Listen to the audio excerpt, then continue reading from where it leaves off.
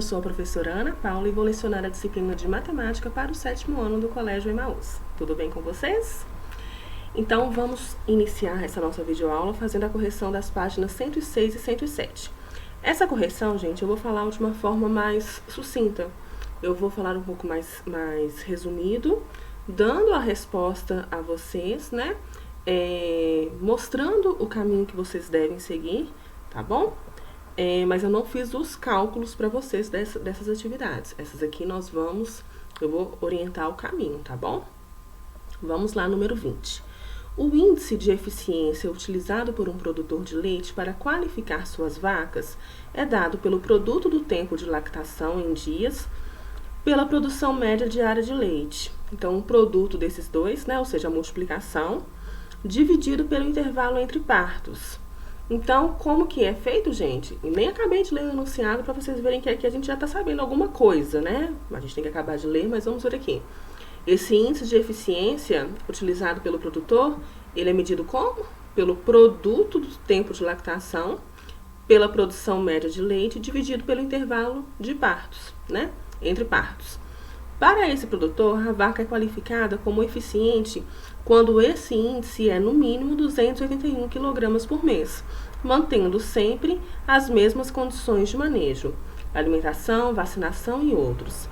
Na comparação de duas ou mais vacas, a mais eficiente é a que tem maior índice, tá? Então, aqui está te mostrando já como que você calcula esse índice e está te informando que a mais eficiente é a que tem esse índice maior. A tabela apresenta os dados coletados de 5 vacas. Aqui, né, estão as 5 vacas. E agora, após a análise dos dados, o produtor avaliou que a vaca mais eficiente ou seja, qual que tem esse o maior índice, né? Porque aqui não está falando que a mais qualificada é sempre a que tem esse índice maior. E como que eu acho esse índice de eficiência? Multiplicando o produto de tempo de lactação pela produção média e dividido pelo intervalo entre partos. Então, aqui ficou tranquilo.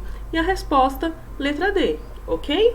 Então, você precisa fazer o cálculo de cada vaca, aqui da malhada, mamona, maravilha, mateira e mimosa.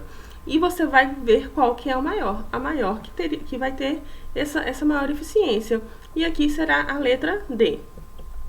Número 21. O diretor de um colégio leu numa revista que os pés das mulheres estavam aumentando. Há alguns anos, a média do tamanho dos calçados das mulheres era 35,5 e hoje é de 37. Embora não fosse uma informação científica, ele ficou curioso e fez uma pesquisa com as funcionárias de seu colégio, obtendo o quadro a seguir. Aqui está o quadro que ele obteve fazendo essa pesquisa lá. Escolhendo uma funcionária ao acaso, sabendo que ela tem calçado maior que 36, a probabilidade dela calçar 38 vai ser letra D, 5/7. Como que a gente faz a questão da probabilidade? Já expliquei para vocês. Embaixo é o que, gente? E em cima é o que? Embaixo é tudo que eu tenho, em cima é o que eu quero. Aqui está te mostrando a quantidade de funcionárias que calça cada número. Então, qual é o total de funcionárias? E aqui está pedindo, escolhendo uma funcionária ao acaso e sabendo que ela tem um calçado maior que 36 seria o que, gente? 37 ou 38. Qual a quantidade de pessoas que estão nessa fase aqui, de 37 a 38? 13.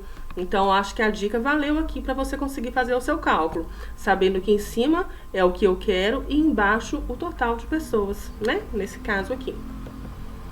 22. De acordo com um relatório recente da Agência Internacional de Energia, o mercado de veículos elétricos atingiu um novo marco em 2016, quando foram vendidos mais de 750 mil automóveis da categoria. Com isso, o total de carros elétricos vendidos no mundo alcançou a marca de 2 milhões de unidades, desde que os primeiros modelos começaram a ser comercializados em 2011. No Brasil, a expansão das vendas também se verifica. A marca A, por exemplo, expandiu suas vendas no ano de 2016, superando em 360 unidades as vendas de 2015, conforme representado no gráfico. A média anual do número de carros vendidos pela marca A nos anos representados no gráfico foi de resposta letra D, 320. Então, você teria que fazer a média anual. Esse aqui eu acho que ficou tranquilo, né? Número 22. O gráfico mostra a média de produção diária de petróleo no Brasil em milhas de barris no período de 2004 a 2010. Estimativas feitas naquela época indicavam que a média da produção diária de petróleo no Brasil em 2012 seria 10% superior à média dos 3 últimos anos apresentados no gráfico. Ou seja, vamos ler de novo, estimativas feitas naquela época indicavam que a média de produção diária de petróleo no Brasil em 2012 seria 10% superior que a média dos 3 últimos anos. Se essas estimativas tivessem sido confirmadas, a média de produção diária de petróleo no Brasil em milhão de barris em 2012 teria sido igual a letra B. Mas o que eu tenho que fazer, gente? Pegar a média dos 3 últimos anos e acrescentar 10%, porque seria superior a 10%. Após você achar a média, você tem que acrescentar 10% e nós já aprendemos isso, ok? Resposta correta, letra B. Agora, nós chegamos ao capítulo 5, números positivos e negativos. É o primeiro grande conteúdo que vocês vão ver, né, no ensino fundamental anos finais, que não é um complemento do que você já viu. A matemática sempre é uma sequência, mas esse é um conteúdo totalmente novo para vocês, porque vocês nunca viram números positivos e negativos. Eu fico muito feliz da gente ter chegado nesse conteúdo, tá bom? Porque ele é de extrema importância para vocês. E quando vocês se depararem alguns anos, daqui a alguns anos, no ensino médio, na faculdade, vocês vão ver, isso não é legal, tá, gente? Isso é chato, mas é uma realidade e eu preciso falar com vocês para que vocês se dediquem nesse conteúdo. Vocês vão ver quando chegar nesses anos, vamos supor, lá no primeiro ano do segundo grau, dando um exemplo. Porque quando você chega no ensino médio, você acaba que mistura muitos alunos, né, de outros colégios, porque às vezes vão para colégios federais, enfim. Vocês verão que muitos alunos não conseguem avançar no conteúdo, não é porque eles não estão entendendo o conteúdo daquele ano específico, é porque eles não sabem números negativos. Eles não sabem calcular com números negativos. Então, assim, aí vai lá, equações. Não é que os alunos não sabem resolver equações, eles não sabem os números negativos. Eles não sabem as operações com os números negativos, por isso que eles não desenvolvem na questão de equação. Aí vocês entenderam? Não é que o conteúdo em si que eles não sabem como que resolve, que muitas vezes é com a operação dos números negativos, tá? Então vamos prestar bastante atenção. Gente, nós já conhecemos o conjunto dos números naturais, que são aqueles que foram feitos para contar, para fazer a contagem. 0, 1, 2, 3, 4, 5 e infinito, né? Esse aqui foi o primeiro conjunto que vocês aprenderam, os naturais, porque a partir dele, desde que você ingressou no colégio, você aprende os algarismos, você aprende a somar, a subtrair, correto? Nós já aprendemos também parte do conjunto dos racionais, porque quais números fazem parte do conjunto dos números racionais? São todos aqueles que podem ser escritos em forma de fração, tá? Então, as frações, os números naturais também, porque eles conseguem ser escritos de forma de fração. E por que ele é simbolizado com a letra Q?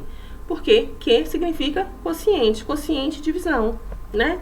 Então, divisão é o que representa, na verdade, o conjunto dos números racionais, porque a fração é uma divisão, correto? E agora nós vamos falar do conjunto dos números inteiros, que é representado pela letra Z por conta de Zahlen, que é números, né, em alemão. E quais números fazem parte do conjunto dos números inteiros? Todos os negativos, o zero e todos os positivos. Ana Paula, por que você falou todos os negativos, o zero e todos os positivos? Porque o zero não é nem negativo nem positivo, tá? Vamos começar então a pensar. Mas aonde nós encontramos os números negativos? Onde que estão os números negativos? Para que a gente estuda os números negativos? Gente, altitude. O nível do mar, né? Tudo que está no nível do mar a gente considera como zero. Acima do nível do mar, a altitude é positiva. E abaixo do nível do mar, a altitude é negativa. Olha aqui, esse ponto A, ele está a 200 metros acima do nível do mar. Então, 200, positivo. O ponto B está 30 metros abaixo do nível do mar, ou seja, 30 negativo, menos 30. O ponto C está 80 metros abaixo do nível do mar, ou seja, menos 80. Olha só, saldos financeiros, gente, tantas empresas hoje, né, a gente lida com isso o tempo todo, lucro, prejuízo, saldo negativo, saldo positivo. Saldo positivo é que você está com dinheiro, né, algum dinheiro no caixa. Saldo negativo você está devendo, né, isso aí é uma realidade dos dias de hoje, não só de hoje, mas hoje principalmente pelo momento que nós vivemos, né. Saldo de gols aqui, coloquei o Atlético e o Cruzeiro para simbolizar, tá? Porque são os times mais expressivos de Minas Gerais. Aqui coloquei uma tabela do Campeonato Brasileiro de 2019. Nessa tabela a gente pode ver aqui o saldo de gols. O que é o saldo de gols? A gente pensa o quê? Os gols feitos menos os gols sofridos. Então, quando uma equipe faz menos gols e sofre mais gols, ela tem um saldo negativo, é como se ela estivesse devendo. Olha aqui o Atlético, vamos falar do Atlético e do Cruzeiro aqui. O Atlético, ele fez 45 gols nessa tabela do Campeonato Brasileiro do ano passado, ele fez 45 gols e ele levou 49, então ele ficou devendo 4, como se fosse assim, saldo de gols menos 4.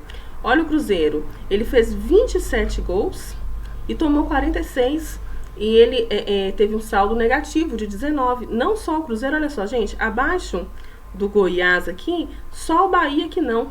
Todos os outros tiveram um saldo negativo. E percebem, eu quero que vocês percebam que todos ocuparam uma posição ruim no campeonato, porque eles fizeram menos gols do que levaram muito mais. Ou seja, ficaram com um saldo negativo. Vamos para um exemplo aqui, ó. O gráfico mostra os lucros e prejuízos em cada setor de uma determinada empresa. Quais setores obtiveram prejuízo? Olha só, gente, aqui está o zero. A gente tem que pensar no zero aqui, ó. Todos que estão acima do zero, eles tiveram um lucro, porque aqui é valores em milhares de reais. E aqui, todos que estão abaixo de zero, prejuízo. Então, quais são os setores? Confecções e eletrodomésticos, letra D, ok? Outro exemplo. Para um trabalho de intercâmbio entre estudantes de 5 países, foram registradas temperaturas médias de um mesmo dia na cidade onde vivem esses estudantes. Olha só, temperaturas médias no dia 27 de dezembro de 2012. De acordo com a tabela no dia 27 de dezembro de 2012, a cidade que representou a menor temperatura foi, olha só, gente, foi essa cidade da Rússia, porque ela está com menos 43 graus. Olha só como que tá frio nesse lugar aqui, ok?